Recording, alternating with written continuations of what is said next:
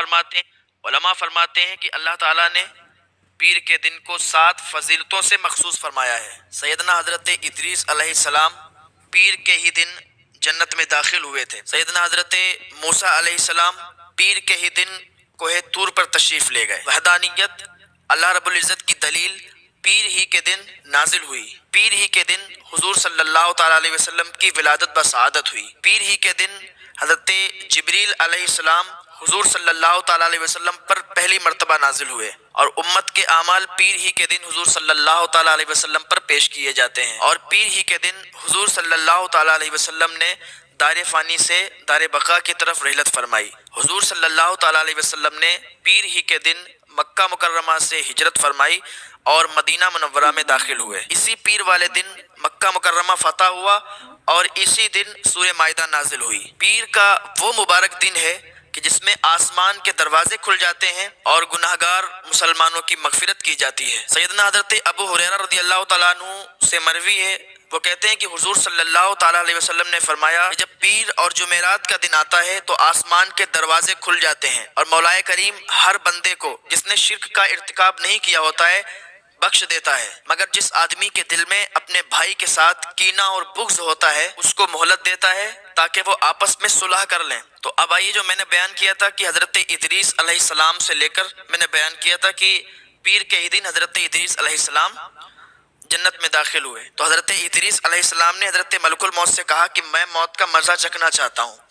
تو ملک الموت نے ایک آن کے لیے ان کی روح قبض کی اور پھر ان کی روح واپس ان کے جسم میں ڈال دی۔ پھر حضرت ادریس علیہ السلام نے کہا کہ میں جہنم کی سیر کرنا چاہتا ہوں، میں جہنم کی سیر کروں گا۔ تو حضرت ملک الموت نے انہیں جہنم کی سیر کرائی۔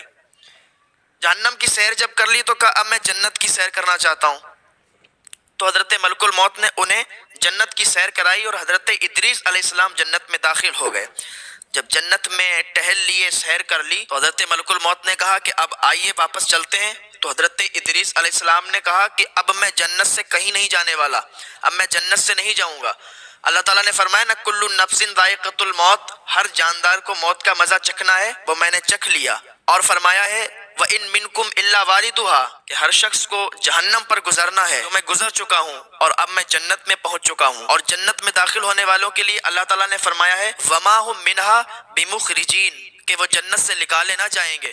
اب مجھے جنت سے نکلنے کے لیے کیوں کہتے ہو؟ اللہ تعالیٰ نے حضرت ملک الموت کو وہی فرمائی، جو کچھ ادریس نے کہا ہے اور کیا ہے یہ میرے حکم سے، میرے اذن سے کیا ہے، اب اسے جنت میں ہی رہنے دو۔ تو حضرت ادریس علیہ السلام کا کچھ اس طرح سے واقعہ پیش آیا تھا، اور حضرت ادریس علیہ السلام ابھی بھی جنت میں زندہ ہیں۔ اور میں نے ذکر کیا تھا کہ حضرت موسیٰ علیہ السلام پیر کے ہی دن کوہ طور پر تشریف لے گئے تھے۔ تو حضرت موسیٰ کے یہ 7 سفر مشہور ہیں کہ پیر کے دن حضرت موسیٰ نے 7 سفر کیے تھے جو بڑے مشہور ہوئے: سفر غضب، سفر حرب، سفر طلب، سفر سبب، سفر عجب، سفر ادب اور سفر طرب۔ اب آئیے سفر غضب کی طرف۔ حضرت موسیٰ علیہ السلام کی جب ولادت ہوئی تو وہ فرعونیوں کا دور تھا، تو فرعونی حکومت سے خطرہ پیدا ہوا، تو ان کی والدہ نے ان کو دریا میں ڈال دیا، اور یہ سفر حکم الحاکمین کے حکم سے وجود میں آیا۔ اللہ تعالیٰ فرماتا ہے اور ہم نے موسیٰ علیہ السلام کی ماں کو الہام فرمایا کہ اسے دودھ پلا، اور جب تجھے اس سے اندیشہ ہو تو اسے دریا میں ڈال دے، اور نہ ڈر اور نہ غم کر، بے شک ہم اسے تیری طرف پھر لائیں گے اور اسے رسول بنائیں گے۔ یہ سفر غضب ہوا۔ اب سفر حرب۔ سفر حرب، حضرت موسیٰ علیہ السلام نے جب اس کی بیٹی کو گھونسا مارا تھا، اور گھونسا مار کے جب فرعونی حضرت موسیٰ علیہ السلام کی تلاش میں نکلے، حضرت موسیٰ کے قتل کا ارادہ بنایا، تو حضرت موسیٰ علیہ السلام مدین چلے گئے تھے، اور وہاں حضرت شعیب علیہ السلام کے پاس، تو ان کو تو راستہ بھی نہیں پتا تھا، کدھر جائیں کدھر نہیں۔ اللہ تعالیٰ نے ایک فرشتہ ان کے ساتھ بھیجا، فرشتہ ان کو راستہ بتاتا تھا، تو یہ اور انہوں نے پتے کھا کے گزارا کیا۔ تو جب حضرت شعیب علیہ السلام کے یہاں پہنچے تو وہ واقعہ میں نے ابھی جمعہ والے دن بیان کیا تھا، تو وہ حضرت صفورہ کے ساتھ آپ کا نکاح ہوا اور آپ وہاں پر رہے، اس کے بعد آپ وہاں سے واپس آئے۔ تو یہ پورا، یہ اس کو سفر حرب کہتے ہیں۔ یہ حضرت موسیٰ علیہ السلام کا سفر مشہور ہوا، قرآن پاک میں بھی اس کا ذکر آیا، یہ تھا سفر حرب۔ اب سفر طرب، حضرت موسیٰ علیہ السلام کا جب حضرت صفورہ کے ساتھ نکاح ہوا تو 8-10 سال آپ وہاں رہے، اور وہاں سے جب نکلے آپ تو اپنی بیوی کو ساتھ لیا، اہلیہ کو ساتھ لیا، اور نکلے تو ایک جنگل میں پہنچے، وہاں پر راستہ بھی بھٹک گئے، تو دور دیکھا ایک آگ جل رہی تھی، اور ٹھنڈ بھی بہت زیادہ تھی، تو اپنی اہلیہ سے فرمانے لگے کہ میں اس آگ کو لاتا ہوں اور پھر ہم لوگ یہاں پر تاپیں گے۔ تو اس سفر کو سفر طلب، یہ بھی حضرت موسیٰ علیہ السلام کے سفر کا ذکر قرآن مجید میں آیا، اور سفر سبب اس کا بھی ذکر قرآن پاک میں آیا ہے۔ سفر سبب حضرت موسیٰ علیہ السلام جب ان فرعونیوں سے تنگ آ گئے تو آپ مصر کی طرف کتاب کو لے کر اور اپنے چاہنے والوں کو لے کر چلے، تو جب فرعونیوں کو معلوم چلا کہ یہ لوگ چلے گئے تو انہوں نے پیچھا کیا، اور پیچھا کرتے کرتے ان لوگوں کو مارنے کے ارادے سے آئے۔ جب یہ لوگ راستے میں مل گئے تو بنی اسرائیل گھبرا گئے کہ اب تو یہ ہمیں مار ڈالیں گے، ہمارے پاس تو کوئی ایسا سامان بھی نہیں ہے کہ ان سے مقابلہ کریں گے۔ تو حضرت موسیٰ علیہ السلام نے فرمایا تم غم نہ کرو، تم فکر نہ کرو، اللہ تعالیٰ ہماری مدد فرمائے گا۔ موسیٰ علیہ السلام کو حکم ہوا اللہ کا، تو اللہ تعالیٰ کے حکم سے حضرت موسیٰ علیہ السلام نے دریا میں اپنا عصا مارا تو دریا میں راستے بن گئے۔ بنی اسرائیل حضرت موسیٰ علیہ السلام کے ساتھ دریا پار کر گئے، اور جو فرعونی تھے انہوں نے بھی اپنے گھوڑوں کو دریا میں ڈالا، اور پورا لشکر یہ پورا دریا میں جیسے ہی اترا تو اللہ تبارک و تعالیٰ نے دریا کو حکم دیا تو دریا نے ان کو ڈبو دیا، تو یہ فرعونی ہلاک ہو گئے، برباد ہو گئے۔ تو یہ سفر سبب تھا حضرت موسیٰ علیہ السلام کا۔ اب یہ سفر عجب، حضرت موسیٰ علیہ السلام کا سفر عجب، اس کا بھی ذکر قرآن پاک میں آیا۔ یہ فرعونی غرق ہو گئے تھے، تباہ ہو گئے تھے، تو حضرت موسیٰ علیہ السلام کی قوم یا بنی اسرائیل مصر میں رہنے لگے، تو پھر حضرت موسیٰ علیہ السلام نے حکم سنایا کہ چلو ملک شام کی طرف، یہ لوگ چل دیے۔ تو سفر عجب اس کو کہتے ہیں کہ راستے میں عجیب عجیب واقعات پیش ہوئے، تو اس کو سفر عجب کہنے لگے۔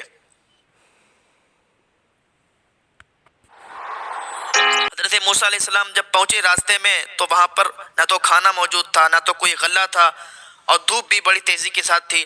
تو اللہ تعالیٰ نے بادل کا سایہ کر دیا، تو جیسے ہی یہ لوگ چلتے تھے تو بادل کا سایہ ان کے ساتھ چلتا تھا، اور راستے میں جب کھانا پینا تھا نہیں تو اللہ تعالیٰ نے ان پر آسمان سے کھانا نازل فرمایا۔ من، یہ ایک بہت ہی میٹھی چیز ہوتی، تو یہ آسمان سے ان کے لیے نازل ہوتی، تو من نازل فرمایا، اور سلوا یہ ایک پرندہ تھا، یہ پرندہ آسمان سے ان کے لیے نازل فرمایا۔ اللہ تعالیٰ نے یہ بھی قرآن پاک میں ذکر فرمایا۔ اب آئیے سفر ادب کی طرف، کہ جب فرعونی غرق ہو گئے، تباہ ہو گئے، تو حضرت موسیٰ علیہ السلام نے ایک بہت عمدہ تقریر کی، باز فرمایا۔ تو ایک شخص نے کہا کہ اے موسیٰ، کیا آپ سے بھی زیادہ کوئی علم والا ہے؟ تو حضرت موسیٰ علیہ السلام نے فرمایا کہ نہیں، میرے علم میں نہیں ہے کہ کوئی مجھ سے بڑا بھی عالم ہو۔ اس وقت اللہ تعالیٰ کی وحی نازل ہوئی حضرت موسیٰ علیہ السلام پر کہ ایک میرا بندہ مجمع البحرین، دو سمندر جہاں جڑتے ہیں وہاں پر میرا ایک بندہ موجود ہے، میں نے اس کو خاص علم کے ساتھ مبعوث کیا ہے، اپنے ایک آدمی کو ساتھ لو اور اس کے پاس جاؤ، اور اپنے ساتھ ایک مچھلی کو تل کے لے جاؤ، جہاں وہ مچھلی گم ہو جائے وہاں پر وہ بندہ تمہیں مل جائے گا۔ تو حضرت موسیٰ علیہ السلام نے ایسا ہی کیا، مچھلی کو تل کے ساتھ میں لیا اور اپنے خاص شخص کو ساتھ میں لیا، اور سفر پر روانہ ہو گئے۔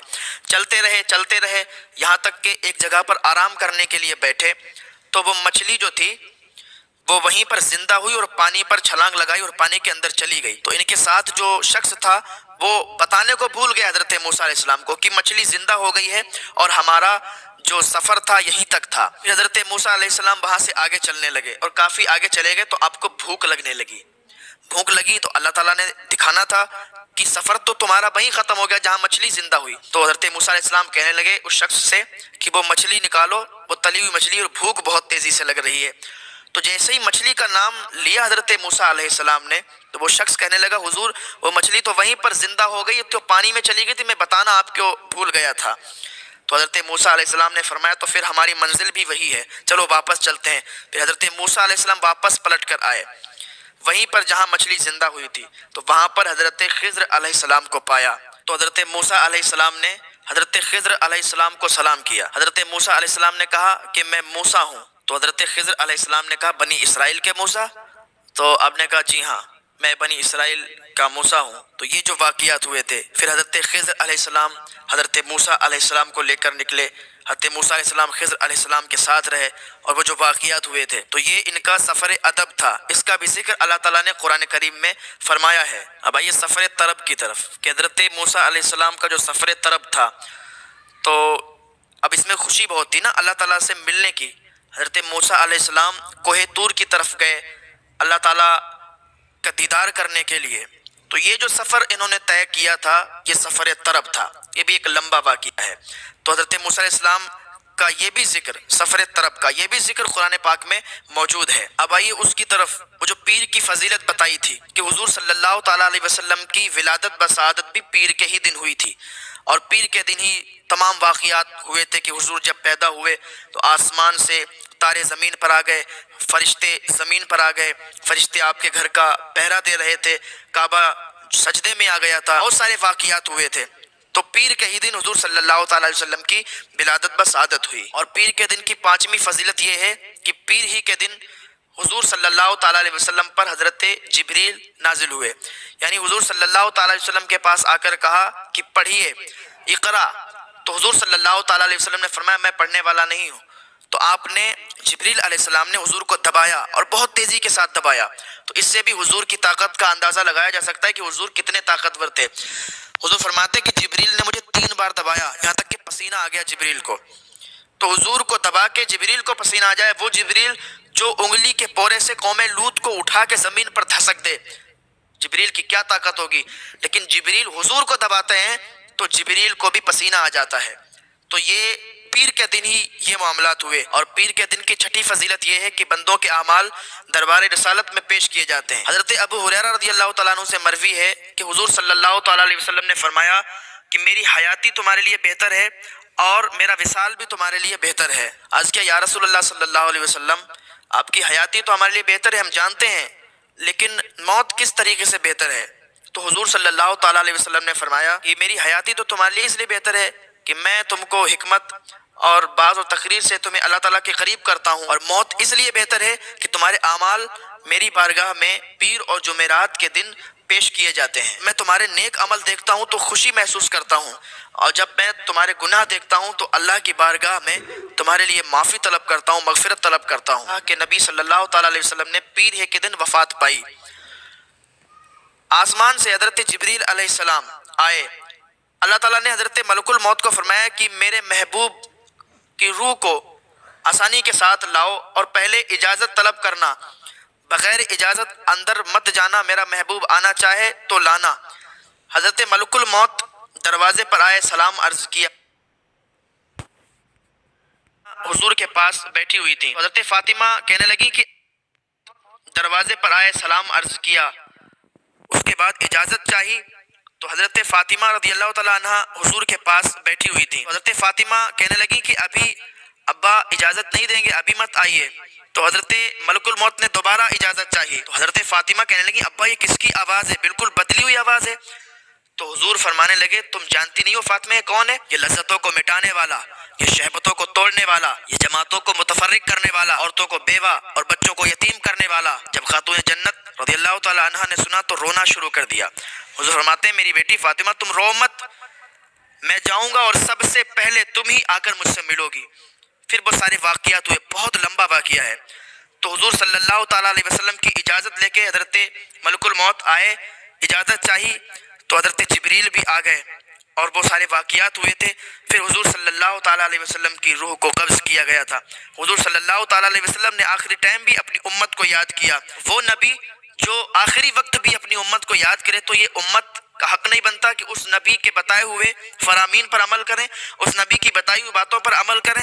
رمضان شریف کا مہینہ ملا ہے، رمضان شریف کے مہینے میں اللہ رب العزت کو راضی کریں، اور رمضان شریف کا مہینہ جب ختم ہو جائے تب بھی آپ عبادت میں لگیں، عبادت کریں۔ رمضان شریف کے مہینے میں تو آتے ہوئے دکھتے ہو، مسجدوں کی طرف نظر آتے ہو، نمازیں پڑھتے ہو، جیسے یہ مہینہ ختم ہوتا ہے تو پھر ایسے غائب ہو جاتے ہو۔ ایسا مت کیا کریں میرے بھائیوں، رمضان شریف کا مہینہ ملا ہے، اس میں بھی عبادت کریں، اور باقی جو مہینے ہیں ان میں بھی آپ اللہ کو راضی کرنے میں لگیں، ان میں بھی آپ عبادت میں لگیں۔ اللہ پاک کی بارگاہ میں دعا ہے اللہ نیک عمل کی توفیق عطا فرمائے، اللہ گناہوں سے بچنے کی توفیق عطا فرمائے۔